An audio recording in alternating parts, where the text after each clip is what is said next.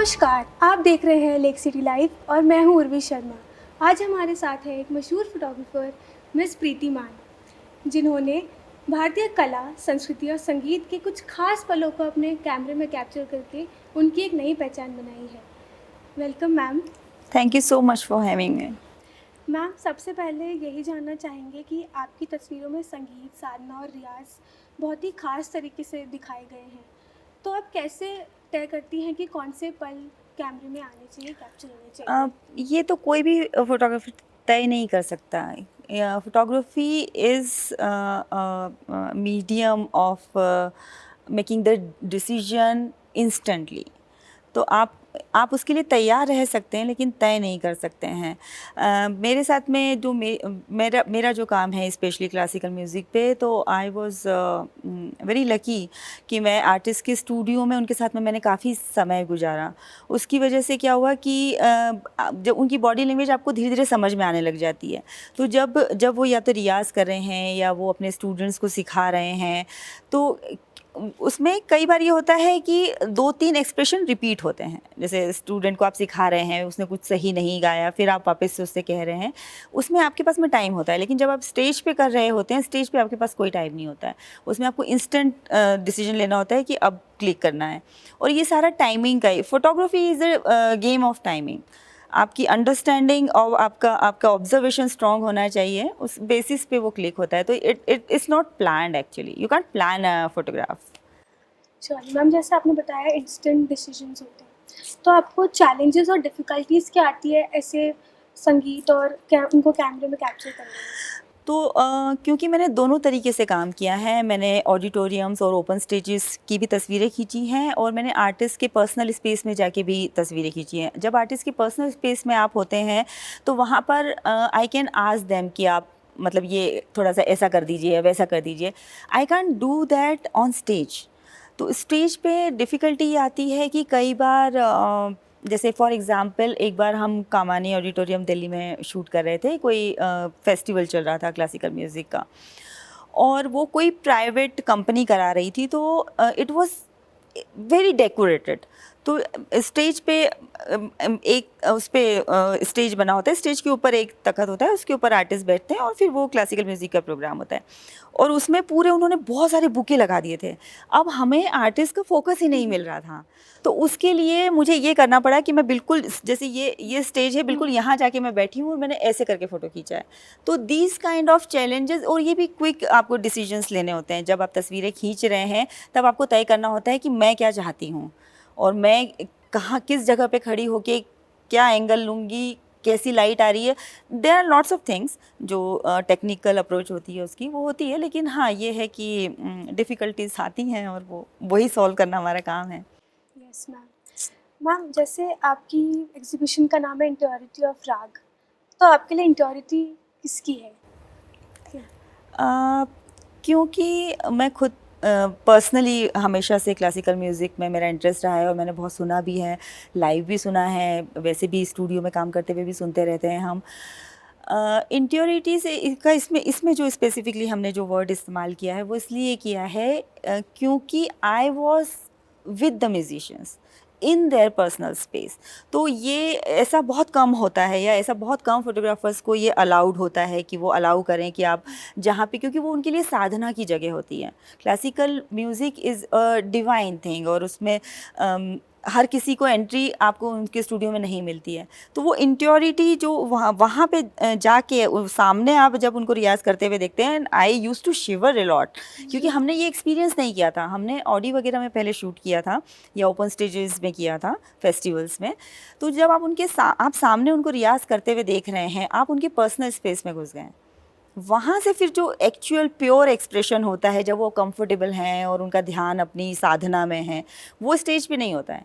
Stage पे they वो perform, yes. They used to perform there, they are performing there, and आप सिर्फ सामने खड़े रह के वो एक जो सर्टेन एक्सप्रेशन जो कि वो तय करते हैं वो कैप्चर करते हैं। लेकिन उनके पर्सनल स्पेस में आप जाके उनके नेचुरल एक्सप्रेशंस कैप्चर करते हैं, जिसमें कोई भी ड्रामा नहीं होता है, जिसमें कुछ भी डिसाइडेड नहीं होता है।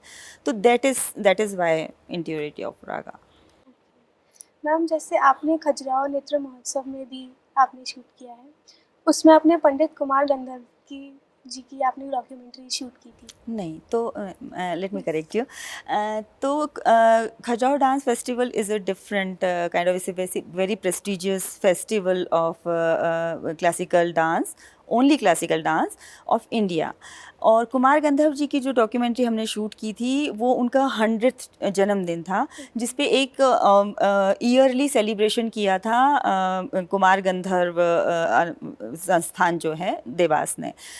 उस दौरान पे हमारा यह था कि उनको वो रिस्पेक्ट और वो उनकी याद में हमने वो डॉक्यूमेंट्री की थी कि इतने उनको गुजरे हुए काफ़ी साल हो गए, उसके बावजूद भी आज तक उनकी जो ऑडियंस है या जो रसिक हैं उनके मन में उनके संगीत की छाप अभी भी उतनी ही फ्रेश है जितनी कि वो जब थे तब थी। हमें ये दिखाना था, तो इस वजह से हमने वो डॉक्यूमेंट्री बनाई थी। और खजुराहो डांस फेस्टिवल की जहाँ तक बात है, खजुराहो डांस फेस्टिवल से मैं लगभग 6-7 साल तक जुड़ी रही। पहले मैं एज अ फोटोग्राफर मैंने कला परिषद के लिए डॉक्यूमेंट किया था। कला परिषद ही ऑर्गेनाइज कराता है खजुराहो डांस फेस्टिवल, तो उनके लिए मैंने फ़ोटो डॉक्यूमेंटेशन किया था पहले। उसके बाद फिर जब मैंने बीबीसी ज्वाइन किया, उसके बाद मैं एज अ जर्नलिस्ट जाती थी वहाँ पर, तो वो मेरा बहुत लंबा एसोसिएशन रहा है डांसर्स और फेस्टिवल्स के साथ में। तो that's how it was actually. Ma'am, जैसे हमने बात की क्लासिकल म्यूज़िक के बारे में, मैं ये जानना चाहूँगी कि क्लासिकल डांस की फ़ोटोग्राफी लेने में आपको क्या-क्या डिफ़िकल्टीज़ और चैलेंजेस फेस करने पड़ते हैं? हाँ, तो क्लासिकल म्यूज़िक में तो ये होता है कि आर्टिस्ट एक ही जगह पर बैठा हुआ है, वो अपना बहुत लंबे समय तक वो एक ही राग गा रहा है, उसमें से आपको बहुत एक्सप्रेशन वगैरह बहुत नहीं मिलते हैं। उसके लिए भी ट्रिक होती है, आपको बहुत पेशेंटली आपको ऑब्ज़र्व करते रहना पड़ता है, तब जाके आप कुछ एक तस्वीरें की एक्सप्रेशंस कैप्चर कर पाते हैं। इसके अलावा अगर आप क्लासिकल डांस को देखें तो क्लासिकल डांस में लगातार एक्सप्रेशन चेंज हो रहे हैं, मूवमेंट्स चेंज हो रहे हैं, लाइट चेंज हो रही है। That is a more difficult task to capture a still of a moment. तो उसमें कई हम लोग एक्सपेरिमेंट भी करते हैं जिस तरह से भी परफॉर्मेंस है। तो मैं बहुत लंबे टाइम तक, जैसे कि आपको मैंने बताया कि मैं खजुराहो डांस फेस्टिवल से जुड़ी हुई रही, तो 2 तरह के जगह पे डांस परफॉर्म होता है। एक तो होता है ऑडिटोरियम में, जो कि क्लोज्ड रूम होता है, जिसमें कि प्रॉपर लाइट फिक्स्ड रहती है, ज़्यादा डिस्टर्बेंस नहीं होता है, ऑडियंस प्रॉपरली सिटेड रहती है। पर जो खजुराहो डांस फेस्टिवल जब हम कवर करते थे, वो एक तो ओपन स्टेज होता था वहाँ पर, और वहाँ पर लगातार ऑडियंस आती जाती रहती थी। उसी बीच में आपको, और उसी बीच में एक के बाद एक डांस परफॉर्मेंस, मतलब एक शाम में कम से कम 4 डांस परफॉर्मेंस होती थी, और आपको you have to be there for 3 to 4 hours standing. उसमें कई बार ये होता था कि अब जैसे अगर आपने कभी नोटिस किया होगा कि अगर आप कोई परफॉर्मेंस देखने गए हैं कोई भी, तो उसमें 1-2 कोई ऐसे नीचे झुक के भागते रहते हैं, तो वो एक्चुअली हम ही लोग होते हैं। तो उसमें ये होता है कि आपको ये भी ध्यान रखना है कि ऑडियंस डिस्टर्ब ना हो। आपको ये भी ध्यान रखना है कि आर्टिस्ट, क्योंकि जब आप कैमरा की शटर स्पीड तेज़ी से दबाते हैं तो इट साउंड्स वेरी क्रीकी। तो उसमें क्या होता है कि आर्टिस्ट कई बार, मतलब हालांकि ऐसा होता नहीं है क्योंकि वो रहता है, लेकिन आपका फ्लैश नहीं चमकना चाहिए। काफ़ी चीज़ों का आपको ध्यान रखना होता है जब आप इस तरह के फेस्टिवल्स कवर करते हैं। और आपकी अंडर में, जो मैंने पहले भी मेंशन किया था, कि अगर आप आर्ट एंड कल्चर करना चाह रहे हैं और उसी में अपना करियर बनाना चाह रहे हैं और उसमें आपको इंटरेस्ट है, तो आपकी understanding with music and dance बहुत इंपॉर्टेंट है। जैसे मेरी अंडरस्टैंडिंग विद कथक और भरतनाट्यम और Odissi, I know everything about that. मैंने उस पर रिसर्च भी की है, मैंने बहुत परफॉर्मेंसेस भी देखी हैं, तो अब नाउ आई नो कि जो भी डांसर हैं, अब इसका एक्सप्रेशन चेंज हो रहा है तो मूवमेंट कहाँ जाएगा। कई बार नहीं भी होता है, पर यूजुअली हमको समझ में आ जाता है क्योंकि हम बहुत लंबे टाइम से काम कर रहे हैं, और वो कितना ही बदल लेंगे ना, एक्सपेरिमेंट भी कितना ही करेंगे। तो उसमें ये रहता है कि बस आपको उस वक्त तैयार रहना होता है। कई बार ये होता है कि आपको लगता है कि आपने क्लिक कर लिया है, लेकिन वो इतना ना तेज़ी से मूव करते हैं कि वो जो पोज आप ले रहे हैं वो मिल नहीं पाता है आपको। तो it's a bit, dance photography is a bit challenging. और फिर उसके बाद लाइट्स डिफरेंट होती हैं कई बार। जैसे कि अभी एक कोई परफॉर्मेंस, हमने कोई आर्टिस्ट ही थी, उनके स्टूडेंट्स का परफॉर्मेंस था। अब उसमें वो एक्सपेरिमेंट कर रहे थे। उन्होंने स्टेज पे ब्लू लाइट्स दी, जिसमें कि बिल्कुल भी, मतलब कैप्चर अच्छा नहीं आ रहा था, क्योंकि वो सारा ब्लू ब्लू हो जा रहा था, और जो फोकस हम आर्टिस्ट पे रखना चाह रहे थे, उनकी क्लोथिंग जो थी उसका कलर उस लाइट से मैच नहीं कर रहा था. It was very difficult, but we need to deliver वो, क्योंकि उन्होंने हमें हायर किया था तो हमें देना, तो वो उसका फिर हम उसी अकॉर्डिंगली फिर हम उसके कई बार एडिट में कुछ करते हैं या फिर उसके अकॉर्डिंगली हम सॉल्यूशंस निकालते हैं. But it's a bit difficult task. अगर आप जा रहे हैं कल्चर में तो आपकी अंडरस्टैंडिंग होना बहुत ज़रूरी है. मैम, अगर जैसे कोई यंग युवा संगीत और साधना की फ़ोटोग्राफ़ी सीखना चाहते हैं तो आप उनके लिए क्या मैसेज देंगे? सिर्फ फोटोग्राफी सीखी है, संगीत मतलब ऐसे कोई संगीत या साधना की फोटोग्राफी होती नहीं है. आप तय करते हैं. अब चूंकि मैं कलाकार रही हूँ और हूँ, मैं I am a painter as well, I was a painter before then I become a photographer.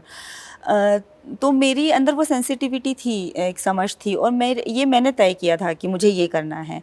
मुझे ऑफिस में कई बार ऐसा होता था कि वो ग्राउंड रिपोर्ट के लिए या उसके लिए बोलते थे, तो मैंने ये तय किया था कि मुझे यही करना है. मुझे बाद में भी बोला गया आपको तय करना है कि, क्योंकि कई जैसे कि आप जर्नलिज्म पढ़ रहे हैं, आप उसमें काफ़ी सारी स्ट्रीम्स हैं. आप स्पोर्ट्स जर्नलिस्ट बन सकते हैं, आप आर्ट एंड कल्चर एक्चुअली होता नहीं है. It was created for me only in BBC. ऐसा कोई आर्ट एंड कल्चर जर्नलिस्ट नहीं होता, फोटो जर्नलिस्ट. तो वो अगर आप ये तय करते हैं तो सबसे पहले तो आपको इंटरेस्ट होना चाहिए क्लासिकल म्यूज़िक, डांस या जितनी भी हमारे पास विधाएं हैं कला की. अगर आप जब वो समझ डेवलप करेंगे तभी आप उसको अपनी तस्वीरों में उतार पाएंगे. बहुत सीधा सा हिसाब है. अगर आप स्पोर्ट्स कर रहे हैं तो आपको स्पोर्ट्स में जो भी आप कर रहे हैं उसमें आपकी दिलचस्पी होनी चाहिए. आप जो भी करें, इट डजेंट मैटर कि आप क्या कर रहे हैं. मैं अगर कुछ और कर रही होती, उसमें मेरी दिलचस्पी नहीं होती, तो मैं शायद इतना बेहतर नहीं कर पाती. It's like that. Truly, ma'am. Ma'am, thank you so much for your Thank you so thank you so much much for for your having time, me. and it was really motivational, inspiring. Thank you. We got a glimpse into the behind the music, Yeah, and yeah. thank you so much, ma'am. ऐसे ही और रोचक interviews के लिए देखते रहिए lake city live.